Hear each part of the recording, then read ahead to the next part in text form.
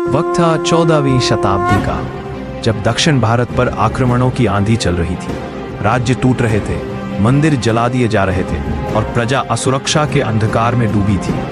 तभी इतिहास के धुंधले पन्नों में दो नाम स्वर्ण अक्षरों में उभरते हैं, हरिहर और बुक्का।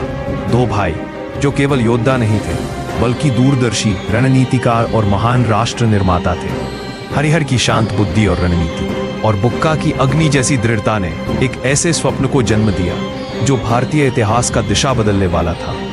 उन्होंने समझ लिया था कि केवल तलवार से साम्राज्य नहीं बनता, उसे टिकाऊ बनाने के लिए चाहिए मजबूत प्रशासन, आर्थिक ताकत, सांस्कृतिक पुनर्जागरण और सबसे बढ़कर एकता।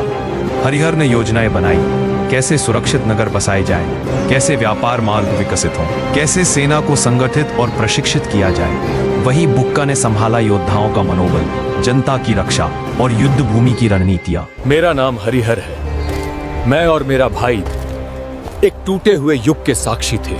धर्म, संस्कृति, सम्मान सब बिखर रहा था। मैं बुक्का, हमने अपनी आंखों से देखा कैसे दक्षिण भारत पर अंधकार छा रहा था, पर हमने हार मानना नहीं सीखा था। हमने प्रतिज्ञा ली एक ऐसा साम्राज्य बनाने की जो शक्ति, धैर्य और धर्म का प्रतीक बने। और वहीं से विजयनगर का स्वप्न जन्मा। हम्पी की धरती पर पत्थर पत्थर में हमारा संकल्प गूंज उठा। हम दो भाई थे, पर युद्ध का साहस और भविष्य का विश्वास नाखों का था। हमने मंदिरों को पुनर्जीवित किया, कला और संस्कृति को सम्मान दिया और जनता को सुरक्षा।